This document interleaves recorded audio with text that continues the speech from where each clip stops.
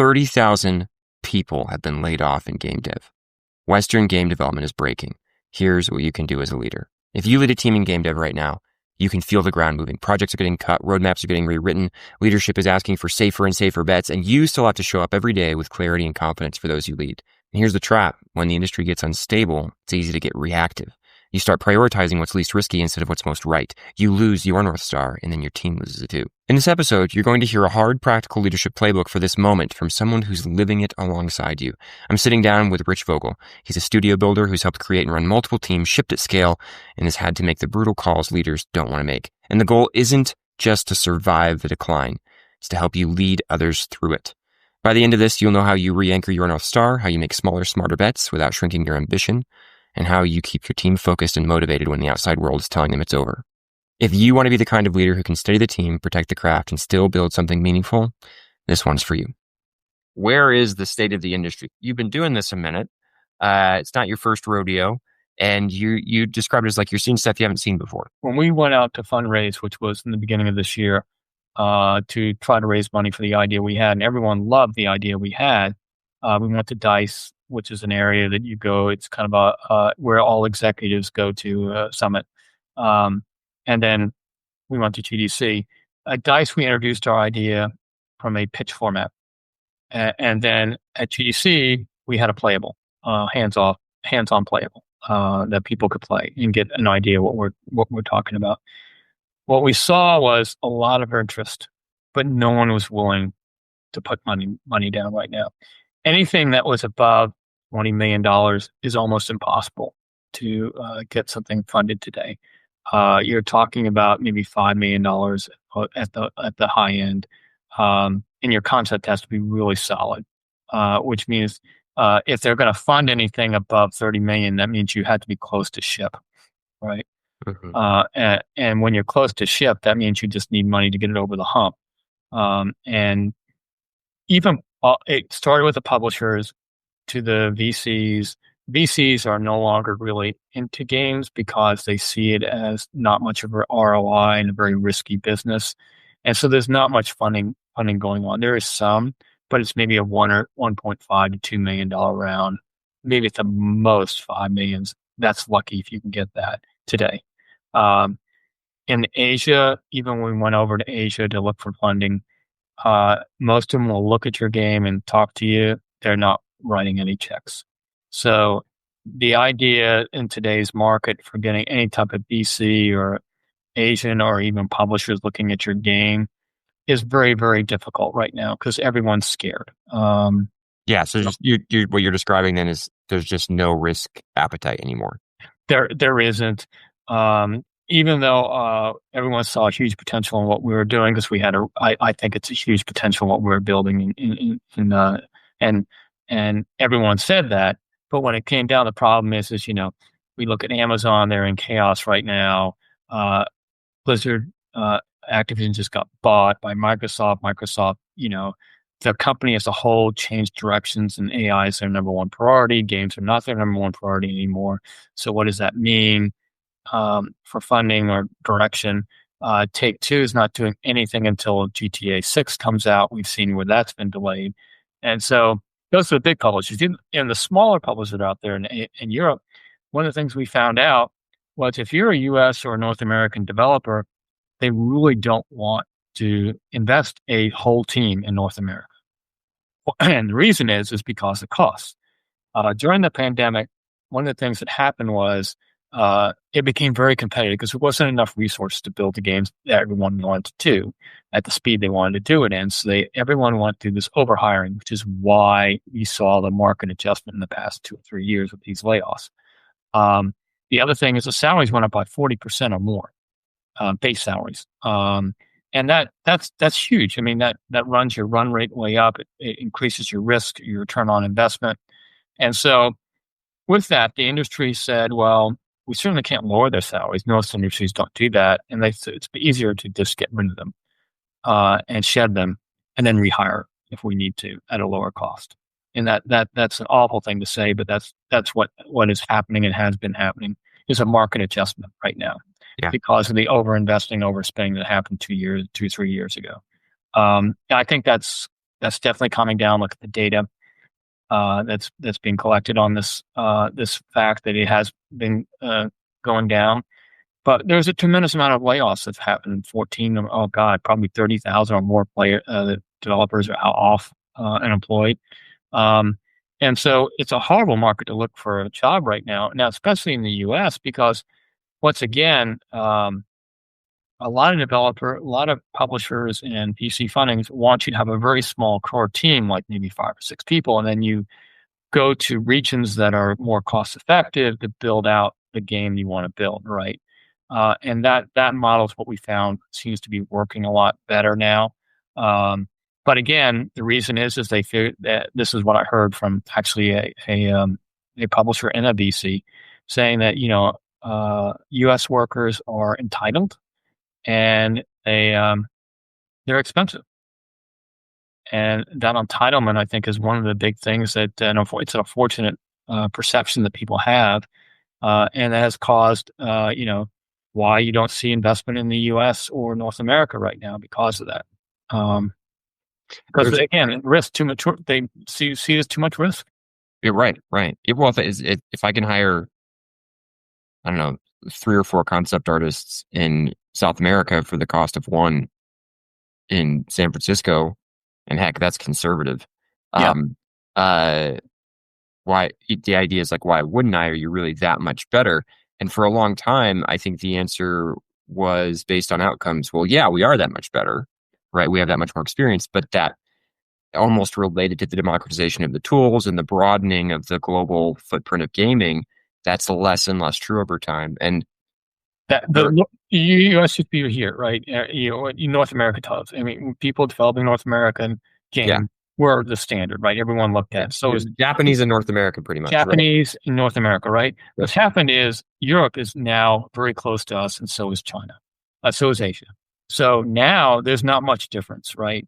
And because the target audience doesn't care much about graphic quality, but game quality, you're going to see, that is what's happening right now. Is why would I want to pay 3x or 4x the cost of development when I can do it elsewhere and have very similar quality enough that you can't tell, right? Right. And so that has hurt, especially in North America right now. And studios, you see where you see the targeting, you see where a lot of layoffs are occurring.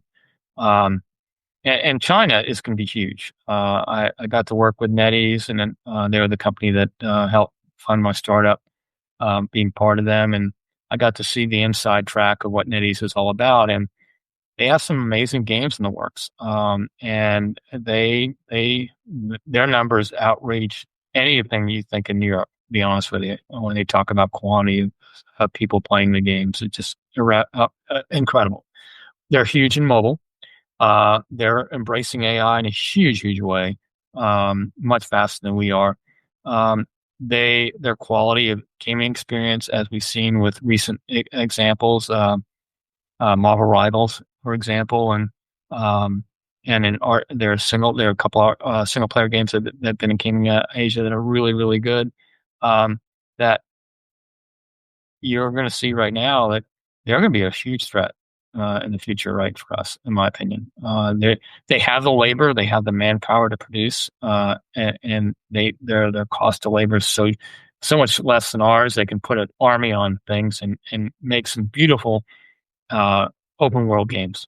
And Tencent and NetEase and several other companies in Korea are doing just that. Yeah. And so you're going to see a shift, in my opinion, in the next couple of years, where you're going to see the developers you're going to see a lot more games coming out of Asia than you do today. They're more global, have global appeal.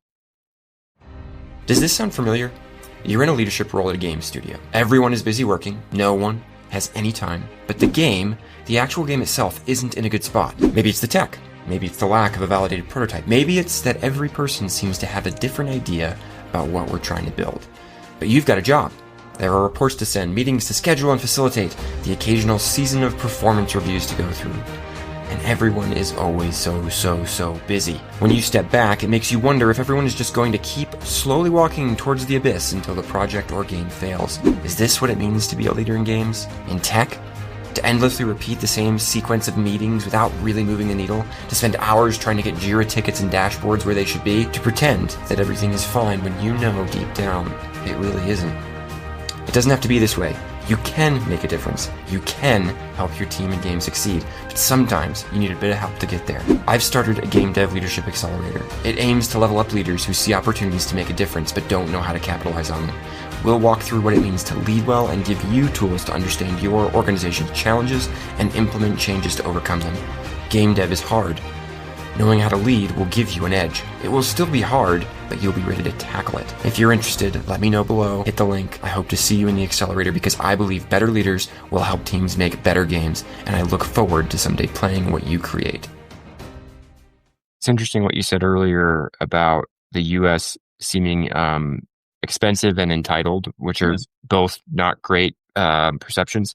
And I recall when COVID happened, and suddenly like remote work became a thing and, people started moving and there was a lot of,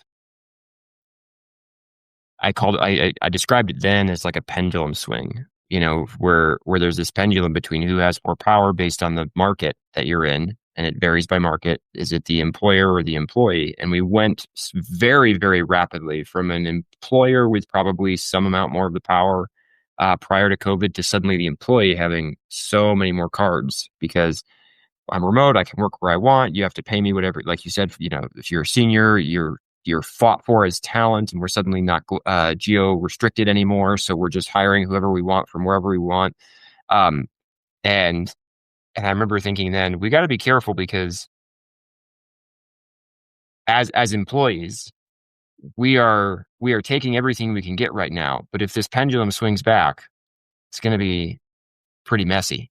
Yeah. And I feel like the pendulum is swung back, and suddenly we're left going, well, who's going to pay me what I no longer think of as an inflated salary, but actually compared to market conditions is an inflated salary. Yes.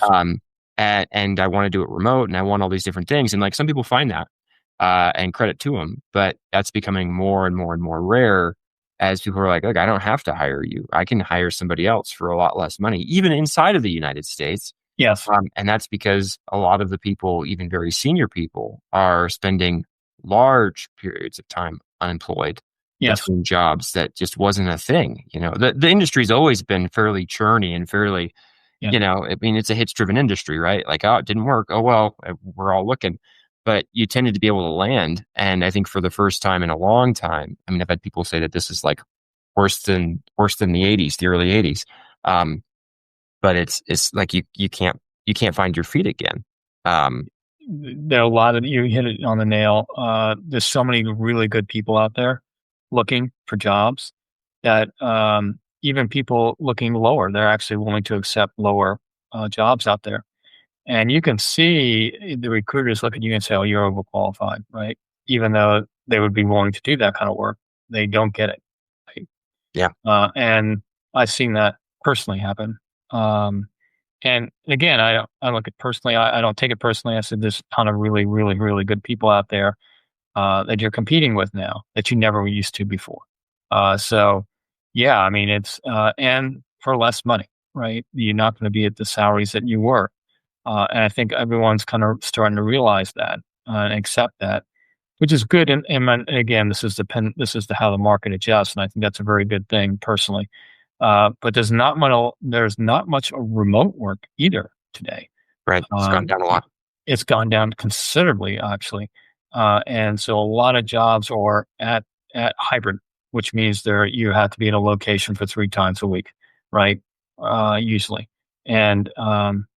and then that hybrid, on that word, that hybrid is what really, as what businesses are willing and game companies are willing to do, but they much rather have teams working in an office space. They feel like they're more efficient, and that's a whole nother discussion we can have sometime in the future about remote versus hybrid, or in office, yeah. Or in office, right? There's lots of pros and cons with each. And I'm not going to take either side, but there's lots of pros and cons that need to be considered. I think that you're right. The pendulum has swung to now the employer versus the employee. And so that's another state of the industry that has changed considerably in the past 5 years, which, again, I think people are adjusting to now, but it took a long time for people to make that adjustment. Um, and the new reality that we're all in. Again, um, companies are very skimmish about doing anything new. They're going to take things they understand, and more positive ROI type of things they're going to do, and less risk. And that's where I think the indie population has a way of getting in there and filling those gaps with new original stuff. Yeah. Um, and, But it's and, and interesting there because I've talked a decent amount about the contrast between indie and AAA, and there's some sort of notion out there that there's some sort of war, and I'm always like, hey, a lot of people in game dev have worked in both. There's like, as game devs, we don't view this as a conflict. We just view it as like indies have a different set of constraints and a different set of success criteria and a different player expectation, and AAA has their own that they have. We're all dealing with different pros and cons depending on where you are, like what kind of mode you're in. And indie is an interesting one because even though we're seeing more hits, I think the failure rate has actually gone up because there's so many more titles being produced. Yes. And so it's not, you can't just be like, well, I'll just go indie and make a highly successful game. It's like, well, just so you know, you've got literally thousands and thousands and maybe dozens of thousands of people out there competing with you in that space. I mean, it's insane. Yeah, it is. And that's why I told you about, especially the new tools, the standardization of tools that are coming, that are now here and getting better. You're right. And so the idea of being able to build a hit, making games is hard, to be honest with you, whether it's AAA or AA, doesn't matter. Making a really fun, engaging game is hard. And it takes a little bit of timing, a little bit of luck, and the right team to pull it off, right? And again, that high performing team that I talk about, they're rare, and they're agile, and they can move on a dime, right? I think that moving on the dime is where I see some of the advantages of the indie studios versus the larger studios, right? The big publishers, they can't move on a dime. And they're willing to a little bit take more risk because they don't know better, right? Some of the indie studios just don't know better. It's how we were when we built our games. I've always built ambitious games, but I didn't know better when we started out. We built some things on UO that were going, "You're crazy." I mean, when I look at what we built, it was amazing. Same thing with Star Wars. It was amazing technology and risk that we didn't know better. We didn't. No one told us you couldn't do that, and we just did it. And I think that's where innovation comes from. And again, I look forward when I see an indie break. I'm very excited about it, right? Because it's a very rare moment in time, and it shows that there's still huge potential out there, no matter where they are. And again, I think you hit it right about AAA versus AA. I mean, yeah, there are different expectations between the two. Be honest with you, anybody's been in game development has been there between the two anyway.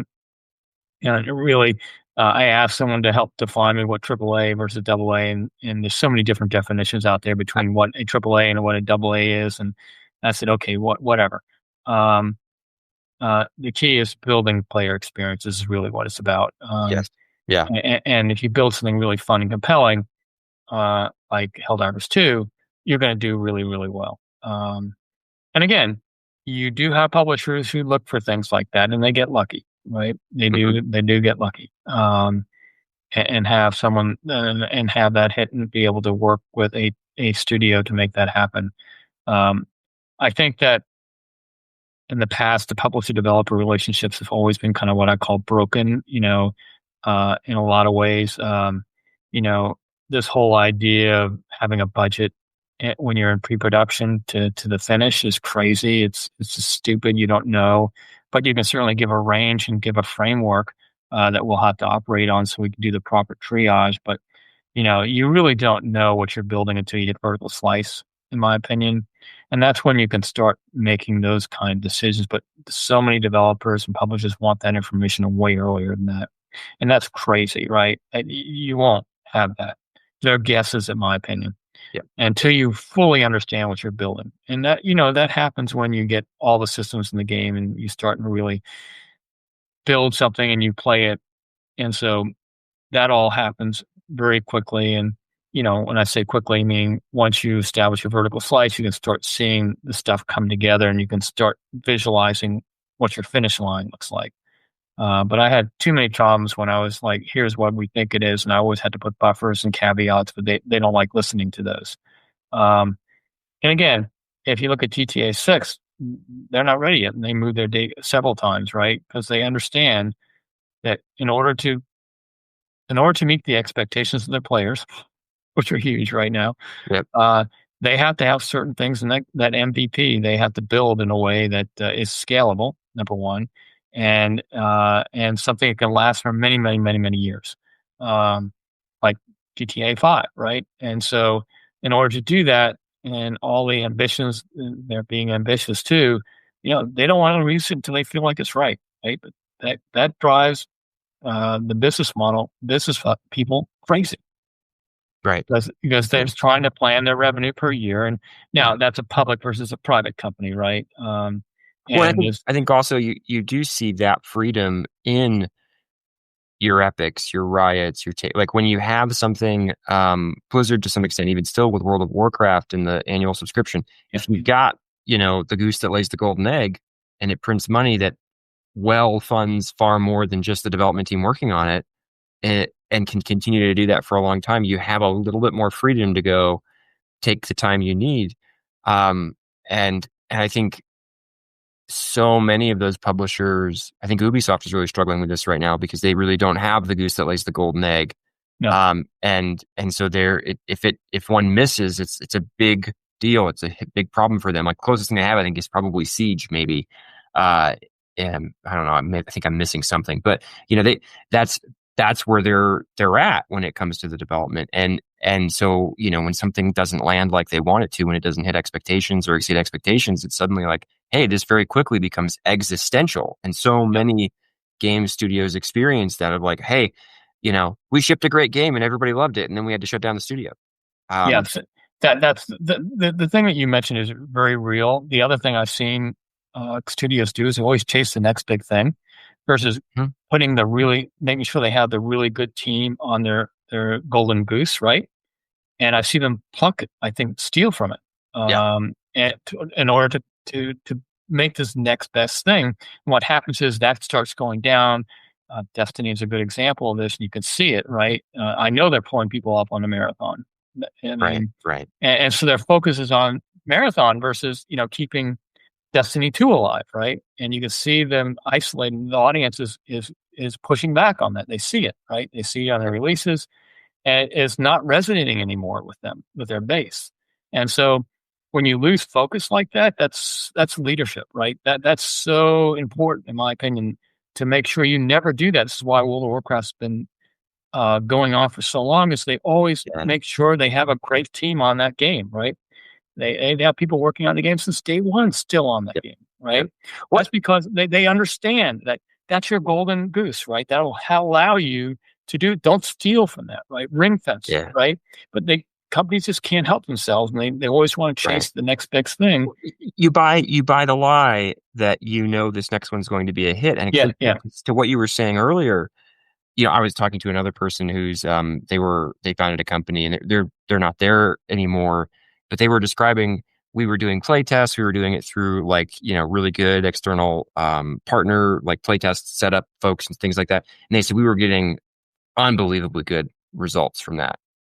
And if he hadn't been in the industry for so long, he'd probably be like, oh, we've got a huge hit. And he was just like, that's a good sign, but you never know in this industry. You could have something that looks perfect. And I think, some people have given Supercell a hard time because, well, you had a bunch of hits and then what's happened? And I go, what happened is the market saturated and they're not going for small wins. They're going only for big wins. And so they've produced a set of games that probably would be small wins. They aren't interested because they've got big wins that they keep moving in a good direction. They're looking for other big wins. But as you can imagine, as the market saturates, the possibility of hitting a big win goes down and down and down. And they still are going to happen. I loved you said this earlier about people keep saying this is dead or that is. Like, oh, Extraction's dead. No one can figure it out. And then Duckov comes out and Arc Raiders comes out, Yep. and Yep. you then like Concord dropped, and everybody's like, hero shooters are dead. Overwatch doesn't have a player base either. Marvel Rivals drops and shows that. You're saying like people are saying live service is dead, and I'm like, well, just wait. I guarantee you, there's going to be another one that's going to come out and it's going to grab a bunch of people. And it'll happen actually often with live service titles. It'll slow build, and you Yep. won't even kind of notice it. And suddenly you'll have this new Titan on the scene. And this stuff, like but you don't know. Even if you do all the play testing, even if you prep in a small region, even no matter what you do, the reality is that when you actually hit global launch and go to everybody, maybe nobody's playing in 20 days. And my biggest fear as a developer is building something no one cares about. Mm-hmm. That's my biggest fear. I always said that, one of the things that keep me up at night is building something and then you put your heart and soul into it and then no one cares and no one shows up right when you launch. That's why, there's the whole thing I'm writing up on LinkedIn about why some of these games of service have failed. Reason is because they didn't capture their audience, and the reason they didn't capture the audience is they didn't involve their audience in what they were building early in the development, right? Mm-hmm. To make sure they were building something that does resonate with players and not having to guess it, right? Yeah. And sometimes you want to build a game you love to play. That may not be the game that people resonate with players, right? Yeah. And so all that balancing act, in my opinion, it is so true about making sure. Again, my biggest fear is making sure that whatever we build, people will care about and play the game and become viral, right? Because everyone wants that, right? But it's hard. That's why making games is hard. I love that frame though that you've given of like I don't want to make something that nobody cares about, right? I want to make something someone cares about, because what that encourages you towards is actually some amount of spikiness and risk taking. Right? Yes. If it's something bland, something decent but bland, then it's going to be something nobody cares about. Something that might aggravate some people, but completely like I'm back into I'm back into PvE Tarkov again. They did their 1.0 release. I reset my account. I'm going back in. I say PvE Tarkov because I'm also old and I can't keep up with those PvP servers anymore. But so I'm doing PvE Tarkov, and PvE Tarkov is such an interesting game because there are people who will step into that game and just go, "What is this nonsense? I never want to do this ever again." And then for some reason, there's people like me and some of the friend group that I've been playing with for, decades now. And we stepped into that and we were like, this is really cool. And, you can give Nikita's the guy who runs the company. He's kind of famously Nikita of Battle State Games. But he's unapologetic and like, if you don't like it, you don't like it. Yeah. Then you're not, then you can leave, or it's not for you or whatever. But I'm building this. I have a vision for it, and there are people that do like it, and it's a spiky game. And I think so many of these games are spiky games. They're really, really spiky. Yeah, I agree with you on that. Again, if you have a passion and a focus on what you want to build, you know what you're building. That passion resonates and it shows in gameplay. And with us, I think the hardest thing for us when we were building our game was everyone loved the idea. They saw it, they saw the potential of it, but no one was willing to take the risk because we were building something very ambitious. We were. Why? Because in my opinion, unless you have a differentiator or a few differentiators you really focus on that not many people have done, you're not going to break, right? And yes, it's a risk, right? But I think we had something that would resonate. People get it. I mean, everyone saw it. What got me fired up about the games, everyone saw it. They knew exactly what it was. They knew exactly what they had to do in the game. That's huge, right? Right there is a huge barrier. And then, the idea that no one wanted to, because it was risky and we didn't have all the answers that they wanted to because we're early in pre-production, but we showed the game and we showed the potential of it. It didn't matter. And that's what very disheartening to us. The biggest thing, to be honest with this year, was closing down our studio and letting go, 32 people that really were passionate about what we were building. It was very, very difficult for me because it's the first studio that I built. This was my fourth studio that I built from the ground up. The other three are still standing, have, probably closing in on probably $3 billion in revenue in game development, multiple awards. But this one was the first one that I didn't succeed at preserving. Now, I got the IP, the name, back from NetEase, and we also got our trademark back. And there's a small group of our leadership team that want to pursue this. I felt like I took so much energy and everything to build that studio up and bring it to them. I wanted to take a break. And so I get, I'm a strategic advisor for them right now, but they're going to try to still fund something, but more in line with what is out there in the market today, meaning it's a very small game. One of the things we were going to do, which I wish we maybe followed through instead of hitting for the fences, is actually do something very small just to get something out the door, to learn how to get something out the door as a team. And take that risk. And if it's not a lot of cost involved, you take the risk and it may blow up on you and be huge, right? I think someone has described it as the game you want to make should be your second or third game. And your first game is something that you can get done quickly. It's small. It proves that you can go end to end, which investors like, and all those sorts of things. Yes. But it's so interesting because the counter to that for the years when the money was flowing so freely was actually that those same investors, whether they were VCs or publishers, were in the midst of the madness of the post-pandemic stuff, or right in the pandemic stuff. They were encouraging teams, go big, right. Hire more people. If you're too small from us, we're not interested. Right. Your ROI is way too big. We're way too small for us. We're really not interested. We've heard that while we're pitching too. Yep. And we moved tax from, and then we've heard like, can you do it cheaper? I said, not what we pitched, but yes, we could do something be different, right? Different type of game. Yes, we could do that. Which we're most willing to do. But the game we wanted to make, again, right, it was swinging for the fences. And I think that at lessons learned, we should have done something smaller. But again, would NetEase have picked up on it if we did that? Exactly. Maybe not, right? And that's the key, right? Maybe we wouldn't have gotten that because of that. And that's unfortunate, but that was the time frame that we were working under. Today, actually, is better, meaning that if you had something smaller and you had huge ROI potential for that, you can get funding today. Because there is, again, if you're under 20, even you just need to get over the hump. You need to get over the hump, right? And so that's the market today. And yes, and that's where the team that currently the smaller leadership team is going, which I fully embrace. And I think that is a much more successful in today's market way of going. So I'm very optimistic about them. I hope they were able to do it. Certainly will help them any way we can. But again, there's nothing worse than having to close the doors and lock everything down and say goodbye to everyone, right? That just, especially when you have your heart and soul in something you were building. People don't realize that there's a toll on that.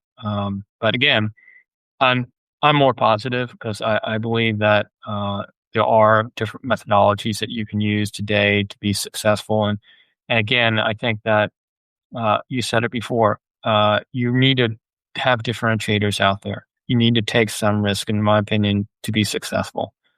Even with known IPs, you need to do some things that you're normally not willing to do, or bring back to where the IP used to be, where everyone loved it, and bring it back to that time, right? Like Battlefield 6. And again, you look at the studio behind Arc Raiders in the finale, the finals, right? They learned a lot from that. And believe me, that did not go well for them for a while. That kind of sputtered out. But, they kept going with it. And they learned tremendous amount of information from that. And they used it and they applied that to their extraction shooter, Arc Raiders. And they also got to see Marathon, which was a great thing for them because they learned a lot from that as well, right? They saw what worked and what didn't work. And that humbleness, right? That's key. That humbleness, that non-ego approach, meaning, okay, we're not perfect. Let's get hunkered down and let's build what we want to build. Let's be smart about it, right? And that leadership side of things, I think that is really why that studio is successful and why Helldivers is successful too. Now, Helldivers is interesting because they built this game, but not as a game as a service because it didn't have all the components necessary, the pipelines in play from what I hear, to do the content update they needed to do. And they lost their traction a little bit because of that, right? And I think that they would have had their content pipeline were they able to build and scale and build and ship out content at a good clip, they would have been a much sweeter spot than they currently are today. And they're not in a bad spot today. They made a lot of money, right? And that, I think actually they recovered pretty well because of everything you just described. They actually did a better job than I expected them to of kind of turning that corner and getting into that sort of live service model. Yep. Because it looked like a game where, as you said, they almost didn't expect that to happen. No, they didn't. And so when it suddenly does, you're like, oh, okay, well, this is way bigger than we thought. Again, you just can't predict, what's going to happen. That's a great place to be in, by the way. When you're successful way beyond your belief. I mean, they sold 18 million copies in a very short period of time. That's over $1 billion, right? I mean, you could just say you can hang it up right then, right? We made we made $1 billion. Okay, everybody take your money. We're going to walk away. Yeah, right. But they didn't. They worked hard. It takes time when you don't have the pipelines in place. That is not easy thing to put in a live product and make it happen quickly. So they took their time and made that happen. That's again. If you have a really solid core gaming experience, you can do that, right? If you miss that core solid gaming experience, that's much, much, much, much harder to turn around, right? Yeah, I was at a Riot in 2011, late 2011, and Riot, like League of Legends, was just a rocket ship at that time. Yes, and we had that same thing of, I think a lot of times in the years that followed, we would look back and be like, oh, why did we do this dumb decision? But then we'd be like, well. Things were pretty crazy, and we did not know how to scale, and we were just bringing people in and getting into more regions, and the game was going crazy, and is esports a thing? And like there's a million different questions, like how many characters do we release? What does that mean for the long-term future of the, like, all these questions are flying around, that if the game had become a moderate success and had some players and done pretty well, it would have been like, okay, yeah, we can handle this. We're ready for this. And it wasn't that. It was huge, which again, like you said, that's where you want to be. You want to be, we've got to solve this really hard problem of this thing exploded. And the debate that you're having around how do we maintain what's special about this game, the studio, all these different things, while we're just expanding like crazy. Yeah, it's a great problem to have when that happens, but it's not trivial to overcome either. It's good to see that they're not a one-hit wonder either. So it's nice to have that on top of that, because that's one of the concerns you have in a studio like that. When you start from a single product studio to multi-product studio, that's a huge jump in a lot of different ways. That's a huge jump. And again, I think that. I look at Apex Legends as a good example of a game that launched. It had 85 million people because it was the adult Fortnite when it launched. Mm-hmm. And because their pipelines weren't in place and their branching wasn't in place, they couldn't keep up with demand. It took them so long to get content out that they shrunk a lot, considerably down to, sub 5 million. And to me, that's a shame, because they had the potential of that rocket ship of going even higher. They would have been able to do that, and they did it easily than the adult Fortnite.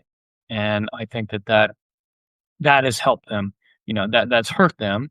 But again, they're still taking that franchise and still, making it the best they can. But still, again, that robbing Peter to pay Paul sometimes, that balancing out and learning who your audience is to make sure you continue to have success is not trivial in a games as a service game. And so I feel for them.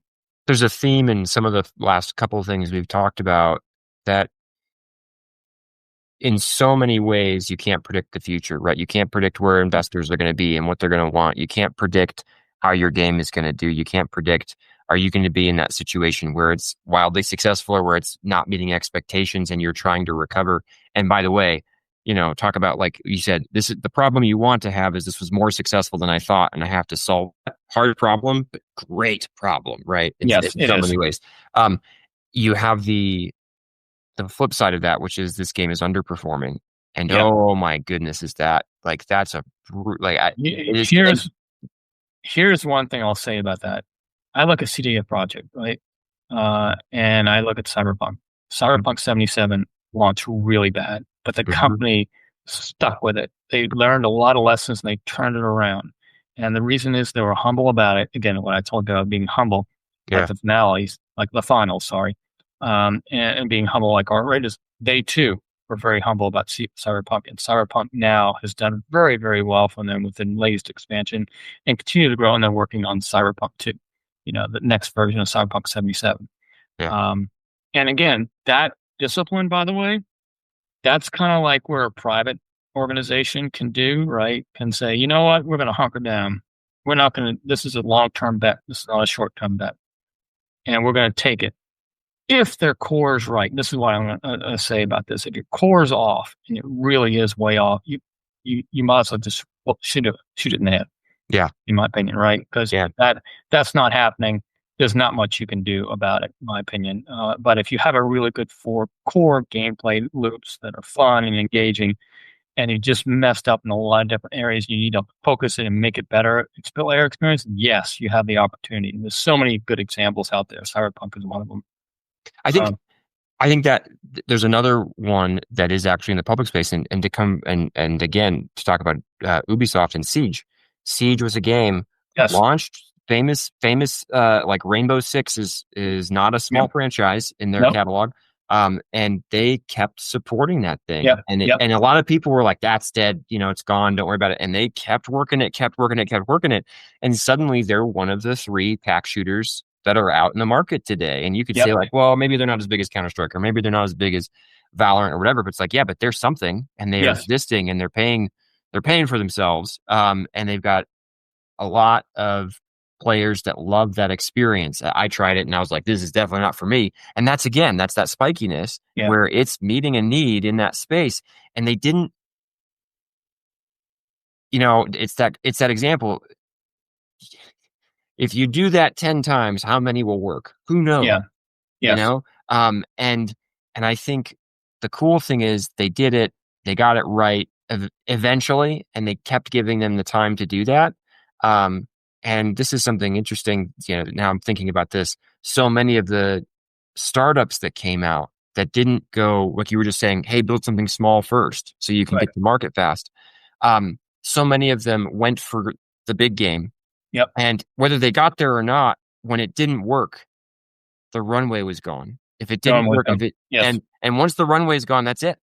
Because you didn't have it. Whereas if it's so tough though, because again, you wanted to make the big splash, you want to make the game, but if you get over the line and you're just hoping that everything is gonna flood in, then you don't have time to do what CDPR did. You don't have time to do what happened with Siege. You don't have time to let yourself figure out that game, and what's going to end up happening is like you're going to run out of money, and that's it. You're going to get shut down. So that to me is if I had to say any lessons anybody can learn from this, that's one big lesson, especially if you're doing a small studio startup. Do something small, learn how to get something out the door, and if it's moderately successful, fantastic. It pays the bills and keeps on going. It shows you can get something done, and it makes it much easier to get funding for the second thing you want to do. And the other thing I think in the state of the industry today is that there was way too much consolidation going on. I think it's really sad that Activision is not its own entity anymore. I think that I look at Microsoft's huge now with lots of studios, but where is the leadership there? Where is their North Star? I always ask that question. What's your North Star? What do you want to be when you grow up, so to speak? Where are you heading? And I never get really straight answers there from that leadership. And to me, that's very, very important to have that North Star. I mean, that's one thing Riot has, and they're trying to keep. And Blizzard, I think it's lost. Blizzard's kind of lost a little bit of its way. I think because of the massive changes that are happening there. They got acquired and combined or whatever, merged, and And I think that it'll be interesting to see what happens to them and see if they can get some of their figure out where they're heading and what they want to be. But again, I think that studios that do have that focus, that razor focus that I talk about, and really know what they want to build and how they want to build it, and hopefully will do the right things as they're building it to make sure it does resonate. Again, one of the biggest things I say, people who do startups like I've done, this is my fourth one, I say, you have to learn how to be okay with being uncomfortable. Mm-hmm. You have to learn how to be that way. You just do. Some people stresses me out. It doesn't stress me out. It's like, if I'm not uncomfortable, then something's up. I'm going to start looking around and figuring out what the hell's going on, because that's not a great place, in my opinion, to be. And you always have to be uncomfortable, in my opinion. And you got to learn how to live with that, right? And take those chances, because that's what's going to make it, in my opinion. If you have a really solid, high performing team that has something that resonates really well, that seems to do great on focus testing, and you start getting it out to the public, and they start getting you feedback what's going on, and you have something you can see that it's there, and just honing it in and bringing it home, right? I mean, that's the hardest thing about games, is honing it in, bringing it home, right? Mm-hmm. The finishers and the starters I talked about earlier. Starters, you need to that works as a blank piece of paper. The finishers are the checklist people and know what needs to get done and how to do it. You got to learn how to mix those two right, because they are two different people. And again, the starters are used to feeling uncomfortable, where the finishers aren't. They want everything dictated or told to them, and this is what we want to do. This is how we want to do it, and they're off right to the races. Yeah, yeah. So that balance again. I just think about the release checklist, the every 2-week release checklist we would go through, and it's like it's this, and this, and if anything is off, we are pausing until we get it right, because we do not want to break this experience. Yeah, exactly right. And again, the starters are learning; they operate differently, right? And you have to have that right mix. Again, I think it's a lot of things like that: leadership, focus, communications we talked about earlier that lead to failure on teams, and not necessarily the publisher's fault either. And some of the publisher developer culture can lead to some of that too. I'm not going to say that's not present, but again, I do see this shift happening, and hopefully that as the shift occurs, I think that there are going to be a lot of big publishers are going to be caught up, in my opinion. They kind of see it, but they don't really understand it yet. They're going to be caught off guard, in my opinion. It's going to be interesting next 5 years to see how our industry shifts and where it's heading, and who's at the top. Yeah. Right? There's something else that makes me think about from the publisher angle, and from just, you were talking about Microsoft and like, what do they want to be when they grow up? Yeah. The idea in my head, I'll see if I can articulate this, is there were a group of people, both in existing publishers and actually in the FANG companies or those like that thought that the way I made a successful game is to throw a bunch of senior people and a bunch of money at it. If I just shoot the money cannon at games hard enough, then something good is going to come out the other side. And I think, again, if you'd been in the industry a long time, you kind of knew this didn't work. Like, because I know Riot tried this. I know Blizzard tried this. Like everybody's always tried. Everyone's tried. Like, most senior people, tons of money, go make. Obviously, you're going to succeed, right? And it's like, no, because that's not. The formula may involve money, and it probably involves senior people too. But it's not just those things shoved together and leave it alone for 5 years and then something good's going to come out. It's so much more complicated than that. It's so much more difficult to do. This is catching because just yesterday I was responding to a video and someone was saying, AAA is doing this, Indie's doing this. Like I said, I get too involved in this debate. But they were just, all you have to do is just go make a fun game. And I'm just sitting there like, do you have any idea what you just said? You act like that's it. It's easy. And I'm like, then go do it, man. Like, go do it. Because if you know how to do that, because you watched a couple indie successes, our hindsight is 2020. We can always rationalize why that thing succeeded, and we'll say we knew and all this different stuff. But the reality is, if you're not calling it before, I'm sorry, you didn't know. And if so many people don't know, and they try to shoot, like Netflix tried to shoot the money cannon, is trying to shoot the money cannon. I think Amazon's shooting the money cannon, or shot the, and like you said, chaos, right? Like, it didn't work. And I think Microsoft has fallen into that as well. If I just acquire enough studios and shoot enough money at them, then I'll get good things, right? And I get that that's an oversimplification, but there was almost that mentality, and the VCs bought into that during the COVID years, and it was like, this isn't a money solved problem. The other thing is, when people who start studios, is what I found, is they have these game directors that are studio directors, and the worst thing you can do is put a fox watching the in-house. You have to have those checks and balances. You have to have a business person that understands the creative side and learns to make sure that the creative and the business work together so they can build something that is successful, not an art project. That's what Bethesda used to call them. The chairman, Robert Altman, used to say, that's a art project, but it wasn't successful from a business point of view, right? And those are really hard to really get through to people. They won awards, but they weren't successful in selling units, right? Yep. Making money that they're desperately needed for a company. And I think that balance, that leadership balance between the creative and the business, that friction is good, but you need to have that in order to start a studio. In order for a successful studio to be there, you have to have those two yin and yang together, working together to make that happen. Yeah. That to me is some of the recipe that's missing. And some of these studios is they have these big game directors or studio heads, and that's not where they need to be. Because again, it's the fox watching the hen house. That's not a great idea, right? Because they need that balance. They need the guardrails around them to realize their vision and work with them to realize their business from a business point of view. Again, that's that creative and that business side. That business side is in that creative, that friction really hasn't been worked out well in our industry, to be honest with you. Yeah. If I had to say anything, that has been a gap. And that's really where I see the failures happen, to be honest with you. Yeah. It's when those gap occurs. I talked to a guy a few times. I always enjoy chatting with him. His name is Graham McAllister, and he worked in I think like user testing and research and things like that for a minute. And he ended up leaving to go back and get a degree, a master's degree in at the London School of Economics, and he's studying game vision. And he said that like it is the number one predictor of success or failure as far as anything is. It's game vision. But when he thinks about what game vision is, he says it contains those two components you were just describing.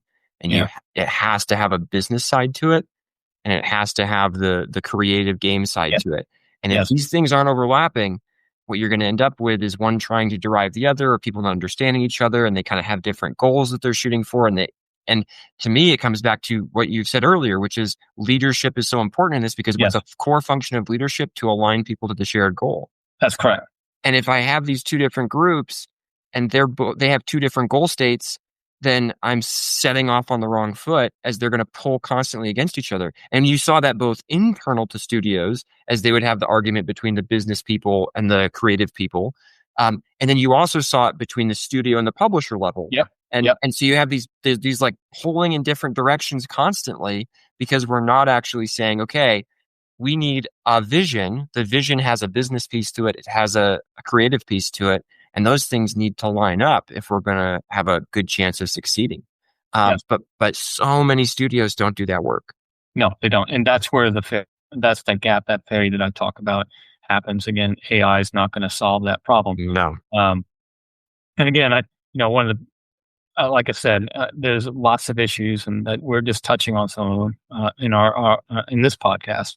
That I think sustainable production, making sure that we have, we spend $230 million or $250 million on a project. How many units we have to sell to make up for that that's that business and the creative gap that comes into play, and that's not, if they're not aligned, could be huge, right? Yes. Well, it's a great art piece, but it only sold 1 million units. Well, unfortunately, we needed to sell 8 in order to break even. Yep. Holy crap. What do you do? Right. And then layoffs happen and other things like that. So after the game is released. It's almost. Go ahead. Oh no, it's almost like in the movies. There were some movies that were known to be sort of what's it called? The film festivals, like, I don't know, Sundance Film Festival, like the place where these are the art project ones, and they've got a small to moderate budget, but they're more the artsy side. We're not expecting this to do super well in theaters. But I think Hollywood is encountering this exact same problem that we are, which is they're starting to spend more money on art projects because they're more expensive than they'd ever been. And they're having this same issue of like, oh shoot, we just spent $150 million budget on an art project that's going to return us not very much money. And that's a lot of, we're going to need quite a few successful blockbusters in order to make up for all this money we're spending on. And again, there was a strategy to it, right? Because you wanted to be you wanted to be known for the awards you got, Yeah, and like yes. all this different, that there was a fame element to it and a credibility and these things. And it's not wrong to ever do an art project, but it is just like, I think what you're calling out, you need to recognize what is what, Yes. and make sure you don't have too many art projects. Because man, like you said, if you needed to sell 8 million, the fact that you're excited about one, that's not Yeah. paying anybody's bills. Exactly. And that's the big, again, when those gaps happen, they can cause rifts that'll last for a while, right? And again, I think that again, it's getting harder and harder to do hits too, by the way, Yeah. because of the saturation of this market. There's a lot of games coming out all the time. And again, getting that hit is also a secret sauce that just happens, like I said, luck and timing and other things like that. Yeah. And timing is important. Like, it releases right between nothing, right? And suddenly there's tons of oxygen in the channel, and people are looking for cool stuff to Yep. do. Boom, you hit it, right? Yep.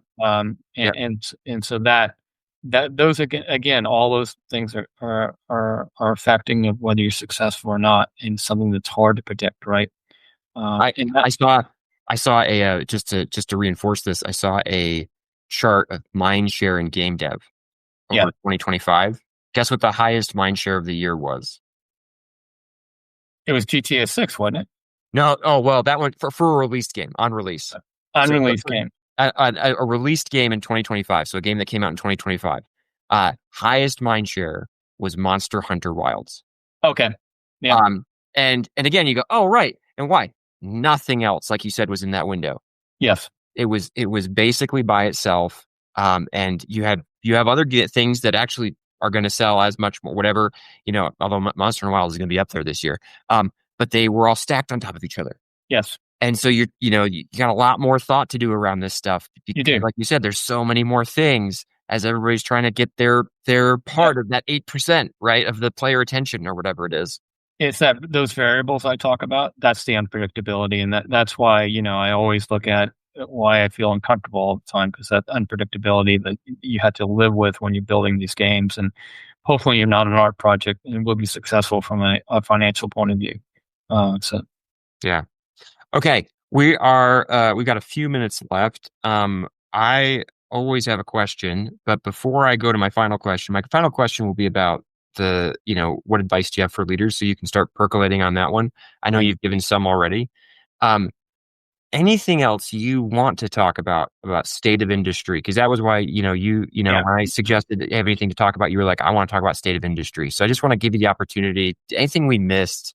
Obviously we could go deeper on about all of these topics, but there is in the state of industry today, it's much harder for new people to get into the industry right now, because people are, again, the whole thing about risk averse. They want to work with people that have something under their belts, right? So these people are graduating from college with these game degrees, right, are having a very difficult time finding work right now in our industry. Well, we there's ton of really good people out there, right? So they're competing with really, really tough and not many jobs out there. And what I always say to people who are getting in this industry, there always will be needed for new people, for noobs to come into our industry, for new people to enter our industry. There'll always be internships. There'll always be availability for new hires in our business, because we have to have a path for senior people. If we don't have that in there, and not including AI in that mix too, because that's what another fear people have, is they're just taking their jobs away. The problem is there's going to be a point when, if there's no junior people coming in, where are we going to get the seniors from? Exactly. Is what I tell people. There are plenty of opportunities out there. What you need to do from a skill set point of view, as I tell juniors, is you really need to be agile. And yes, you do need to learn AI. You do need to learn how to do scripting.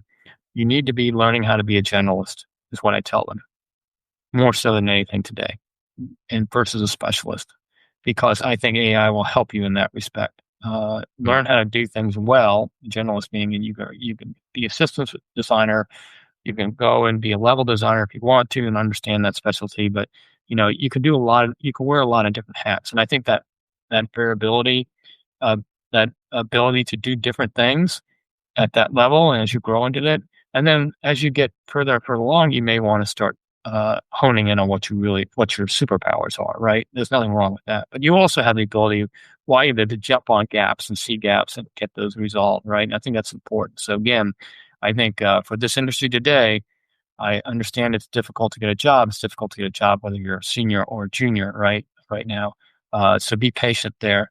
I think Europe is where I see a lot more jobs out there and than the States, in my opinion. Mm-hmm. I think that the attitude and if you go to the conferences in Europe, you see a much more positive view of our industry than you do in the US. And it's interesting to see that. Again, lots of opportunities in Europe. I mean, still, it's pretty cool. I mean, you can get sponsorship to go there and learn and come back in a 3, 4 years or 5 years, or it may not, right? You may love it, which can happen. But again, I think that it's interesting how the labor force is sort of shifting a little bit. And I hope that we can, the U.S. Can have time to recover, but I think it's going to be smaller. I really do think that the footprint in the U.S. has gone down. I don't see it coming back up, to be honest with you, much. Yeah. There's too many talented people out there that they can get absorbed and still be absorbed for years, in my opinion. So it's going to be interesting to see how that develops in our industry. But I think the U.S. is kind of meet its cap, and I think that the demand is elsewhere. But I think there's still demand for people in the United States in this time zone. It's just going to be a little more competitive, a little harder to find. Yeah. So I want to kick this question. You can just say, like, I think I already covered everything. This podcast is for leaders in game development. Right. Usually they're trying to have a positive impact on their teams, their games, their careers. You've already mentioned, one, if you're junior, have some patience and start developing your skills. You mentioned humility is something that's very important. Any specific advice, anything you give to the leader out there? My first encounter with you was on the Star Wars Galaxies forums back in whatever that was, 2003, somewhere. Yeah. Yes. Somewhere around there. I Yeah. remember, and I remember seeing you then, and you're still doing what you're doing, and you're still loving it, and you're going to keep doing it. So you've been doing this a minute. What advice do you have for the leaders in game dev who might be anywhere along in their careers? Yeah. The thing I tell people is be humble, listen, mentor. I agree to do enough of that in our business. Take time to figure out, help people grow in their careers, right? Career management. I tell people that focus is incredibly important. Hiring is really important, especially if you're a studio. Every hire does matter, and being very careful about who you hire, making sure they understand what you're going into. And my advice, if you're starting a studio, is do something small at first. Don't knock it out of the park, even though you may not get as much funding. If you're able to knock something out in the park at half the cost of what you originally wanted to do, and it is successful, you're going to have a much easier time getting funding. In today's market, definitely don't look for making anything over 20 million to launch. It's going to be very difficult to get that kind of funding. AAA, even at AAA, you're talking sub 40. Wow. And people would consider that not AAA, by the way. This is why I think all these definitions go away. But they consider that indie. If you have the ability to do something that's a big hit, that I think if you're in the 50 to 60 range, that's going to be really hard to get funding right now, especially if you're in pre-production. If you have something out there that you've been going on for a while, and you maybe spend over about $40 million, and you need about $10 million to finish, I think there's a lot of people looking for projects like that show potential and giving them the money to finish right out there. big thing I'll say to people is don't give up. I mean, this industry's crazy. It's volatile. It's hit driven. You're never going to know what's successful. Be okay with feeling uncomfortable, and always try to keep your eye on the ball. You know what you're trying to build, and making sure you have both a business and a creative side working together on a project. You need both. You need those guardrails. Again, like I said, if you build something that's an art project that doesn't do very well, it's not going to do great for you in the long run. And have compassion for people. They're not just numbers, right? They're real people. When you're interviewing, if you could bring people through the full cycle, making sure that you contact them personally versus sending them a no reply email. All the little things, that there's the core values of your studio, making sure you form them, that they work well. Everyone agrees to what they are, and stakeholder alignment. I'd say stakeholder alignment is the other big thing I tell leaders. You need to have stakeholder alignment all the way up the chain, down and up to what you're building. That's so key to make sure everyone understands. You'll be repeating yourself many, many times, and it's so worth it. And that's my advice to the leaders. Love it. I love it. That's a great way to end. Rich, thank you so much for coming on the podcast. I appreciate having you here. All right. Summary of what we just covered. First, money is drying up for game dev. It's just the reality. It's happening around the world, but especially in certain spots. Investors want things that are lower risk. Even good ideas with solid prototypes are getting rejected if they aren't needing just a little bump to get over the line. Figuring out other ways to fund or making sure you can get your game done with whatever you've got in the bank are more important than ever. 2, salaries, especially in North America and parts of Europe, are inflated and dangerously so. There's a correction happening and it's probably not done yet. 3, the global picture of talent for game development has changed dramatically in the last 5 years. North America is no longer seen as having a large edge over the rest of the world. This makes the higher salaries and perceived entitlement liabilities no longer worth pursuing for many publishers. 4, expect to see more globally recognized good games coming from Eastern game dev. A lot of people have been saying this. I think we're going to see more of it. 5, you want to make a game people care about. Spikiness matters more than a high production quality, but a relatively bland experience. A lot of decent games have failed in the last few years. Be spiky. Some people won't like your game. Others might love it because of that. These are the risks that are wise to take because it might bring you attention and that might help your game succeed. 6, indies and smaller studios are the best places to take risks. I think this has probably always been true, but especially right now, the larger companies are struggling more with swinging for the fences versus the safe, reliable things based on IP and sequels. It's just due to rising cost. But video games will always be a place requiring innovation.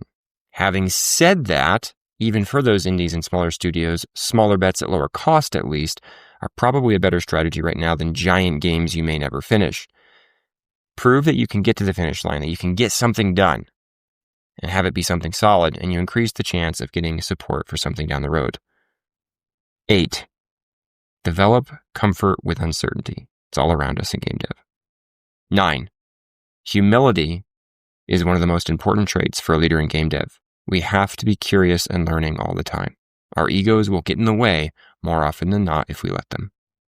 And 10th, and another sad one, sorry to end on this one, the industry is much harder right now for new people to break into than it's been in a while.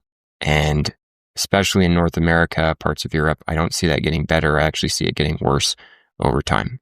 The supply-demand problem of how many people want to be doing games versus how many roles there are for people in games has never been a great one, but especially now, it's perhaps worse than it's ever been. All right, that wraps us up for this episode. Have a good one.